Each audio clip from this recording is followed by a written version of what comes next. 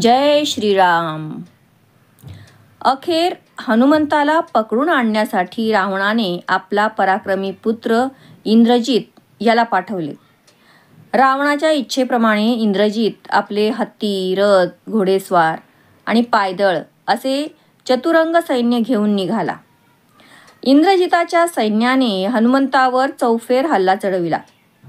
मारुतीने ती सारी शस्त्रे हातात पकडली आणि आपले शेपूट वाढवून इंद्रजिताचे धनुष्यही हिसकावून घेतले. हनुमंताने त्या धनुष्याच्या मदतीने अनेक राक्षसांची मस्तके उडवली आणि इंद्रजिताचा मुकुट खाली पाडला. हे पाहून देवांनी हनुमंतावर पुष्पवृष्टी केली. हनुमंताने इंद्रजिताच्या रथाचे घोडे ठार मारले आणि सारथ्यालाही जागेवर ठेवले नाही. इंद्रजित जमिनीवर उभा राहून लढू लागला. हनुमंताने इंद्रजिताला कुस्तीत लोळविले. हनुमंताला पकडण्यासाठी इंद्रजिताने पाश टाकला. हनुमंताने प्रचंड रूप धारण केले आणि पाशाचे तुकडे तुकडे केले. रावणाला हनुमंताच्या पराक्रमाचा हा वृत्तांत कळताच त्याने ब्रह्मदेवाला इंद्रजिताच्या मदतीला पाठवले.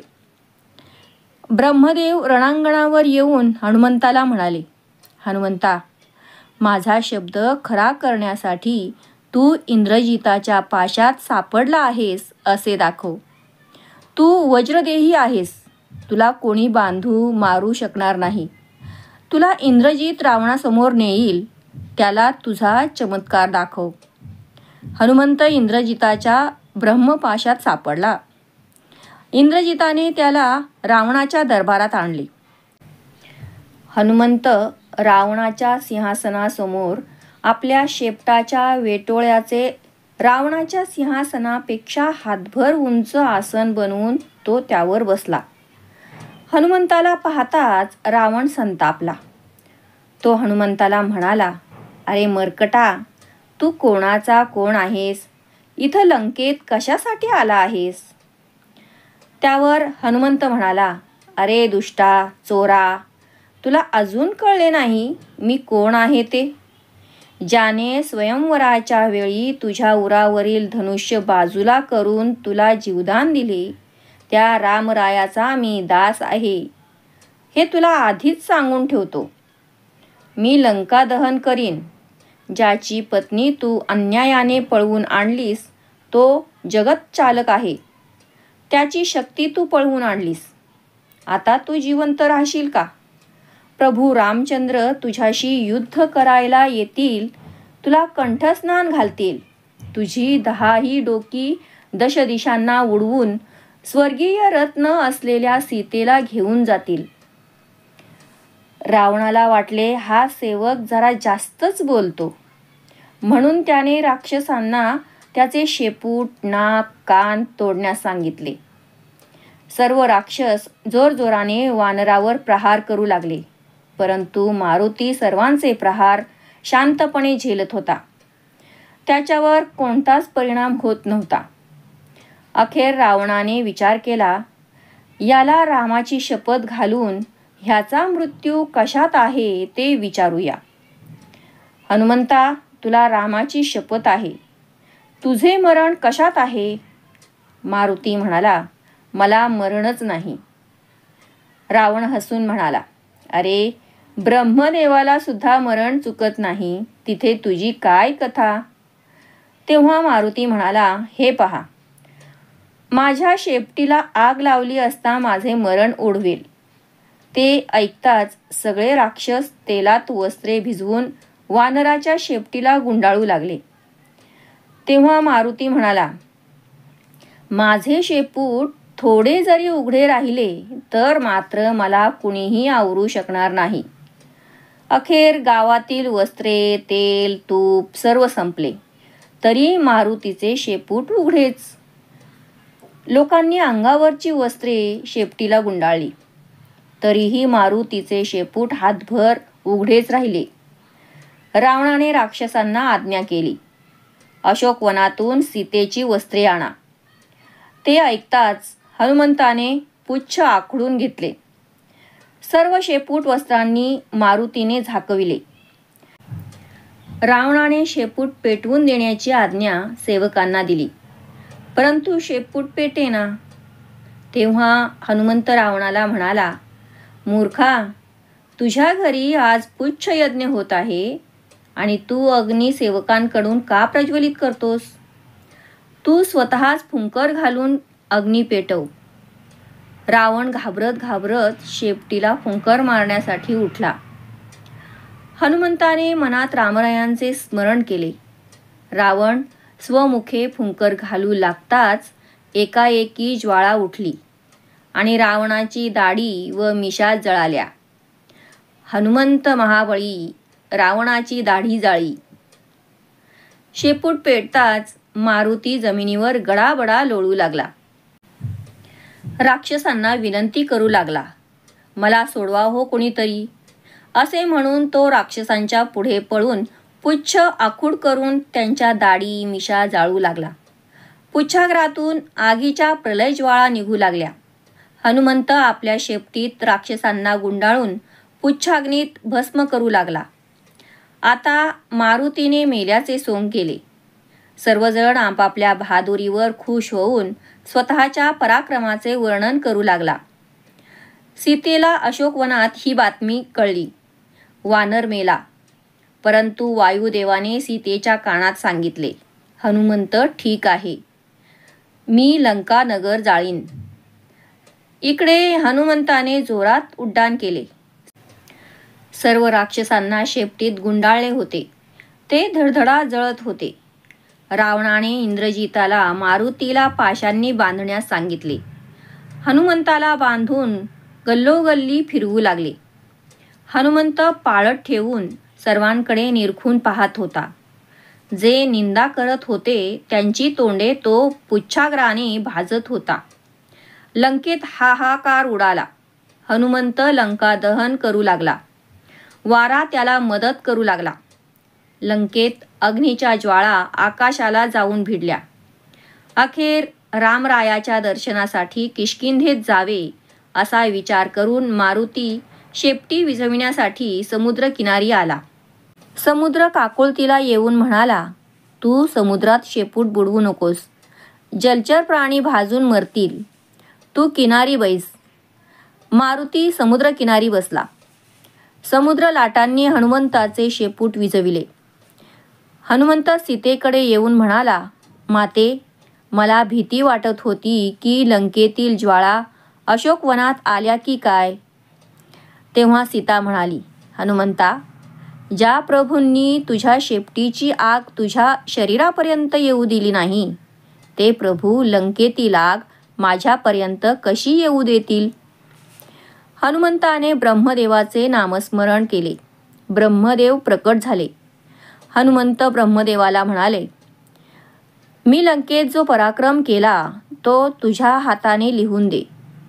स्वतःचे यश, स्वतःचे गुणगान स्वतः करू नये असे शास्त्रवचन आहे.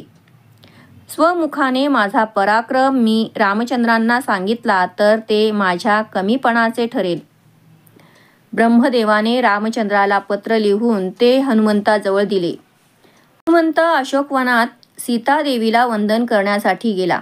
तेव्हा सीतेला शोक आवरत नव्हता. हनुमंताने सीतेला धीर देऊन सांगितले, माते, आता शोक करू नकोस. उद्या राघवांना समुद्र किनारी आणतो. ते असुरांना ठार मारून रावणाचा शेवट घडवून आणतील व तुला येथून सोडवतील. माते, मला काही अंतरखूण दे, म्हणजे ती खूण मी प्रभू रामरायांना दाखवीन.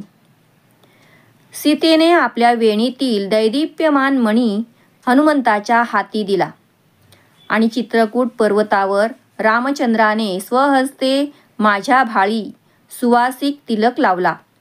ही अंतरखूण हनुमंताला सांगितली.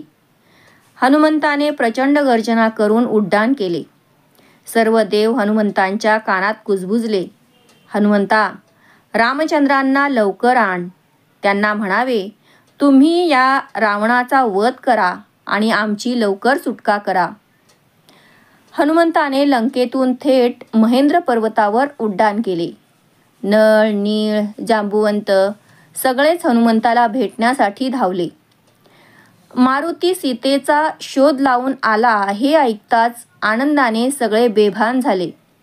कोणी हनुमंताच्या कमरेलाच विळखा घातला, कोणी पायालाच मिठी मारली, कोणी टाळ्या वाजवून मारुती पुढे नाचू लागले, कोणी गोल गोल गिरक्या घेत रामरायांचे गुणवर्णन करू लागले, तर कुणी वानर हवेतच तोंड वर करून लंकेच्या दिशेने वेडावून दाखवू लागले.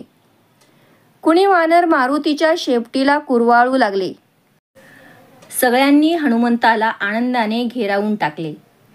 हनुमंताचे खराब झालेले अंग चाटून सगळे वानर विचारू लागले, हनुमंता, तू लंकेत पराक्रम तरी काय केलास? मग हनुमंताने स्वमुखाने काहीच न सांगता ब्रह्मदेवाने दिलेले पत्र दिले. ते पत्र रामाला लिहिलेले पाहून सर्वांनी विचार केला, आता किष्किंधेत गेल्यावर पत्रातील मजकूर कळेल. पत्र आत्ताच वाचणे योग्य नाही. सगळे एका क्षणात किष्किंधेतील सुग्रीवाच्या मधुवनात उतरले. आनंदाने सर्व वानर मधुवनातून थेट पंपा सरोवरी रामचंद्र जिथे राहत होते तिथे गेले. प्रभू रामचंद्र आणि सुग्रीव हनुमंताला भेटण्यासाठी पुढे झाले. मारुतीने त्यांना साष्टांग नमस्कार केला. रामरायाने त्याला स्वहस्ते उचलून आलिंगन दिले. किती वेळ तरी ते त्या स्थितीत होते. सुग्रीवाने प्रेमाने मारुतीला हृदयाशी धरले. रामरायांनी सभा भरवली. सभेत हनुमंताने सीतेने दिलेला मणी आणि ब्रह्मदेवाने लिहिलेले पत्र रामरायापुढे ठेवले. अंगदाने महेंद्र पर्वतापर्यंतचा प्रवास वर्णन करून सांगितला. पुढे लंकेत काय झाले ते तोंडाने न सांगता हनुमंत म्हणाला, लंकेत जे घडले ते ब्रह्मदेवाने स्वहस्ते लिहून दिले आहे. पत्र देऊन तो म्हणाला, सीता अशोक वनात सुखरूप आहे. रामरायाच्या वियोगाने ती अत्यंत क्रुश झाली आहे. तू दिलेली अंगठी सैल होऊन तिच्या बोटातून खाली पडते. केवळ तुझ्या नामाच्या आधारेच ती जगत आहे. मी सुद्धा तुझ्या नाममुद्रिकेच्या बळानेच समुद्र ओलांडला. ब्रह्मदेवाने दिलेले पत्र रामाने लक्ष्मणाला वाचण्यास सांगितले. सर्व वानर एकाग्रतेने ते ऐकू लागले. ते पत्र साक्षात ब्रह्मदेवाने प्रभू रामचंद्रांना लिहिलेले होते. हनुमंत हा बुद्धिमंतात श्रेष्ठ असा होता. आपला पराक्रम आपल्याच मुखाने सांगायला नको म्हणून त्याने लंकेत काय केले याचा वृत्तांत लिहिलेले पत्र ब्रह्मदेवाकडून लिहून आणले होते. ब्रह्मदेवाने लिहिले होते, हे जानकी नायका श्रीरामा, तुझा जय जयकार असो. तू पित्याचे वचन पूर्ण करण्यासाठी वनात आला असलास तरी दुष्ट राक्षसांचे निर्दालन करून संत सज्जनांचे रक्षण करावे हाच तुझ्या वनवासाचा प्रमुख हेतू आहे. तू पंचवटीत राहून असंख्य राक्षसांचा संहार केलास. रावणाने सीतेला पळवून नेल्यामुळे तिचा शोध करीत तू दक्षिणेत पंपा सरोवराच्या काठी आलास. तेथून तुझी आज्ञा घेऊन हनुमंत दक्षिणेत आला. महासागर ओलांडून तो लंकेत आला. वाटेत त्याला अनेक विघ्ने आली, पण हनुमंताने त्यांना जुमानले नाही. त्याने वाटेत अनेक राक्षसांचा संहार केला. साऱ्या राजधानीभर त्याने सीतेचा शोध घेतला. त्याने अनेकांची विटंबना केली. भक्त विभीषणाचा महाल पाहून तो संतुष्ट झाला.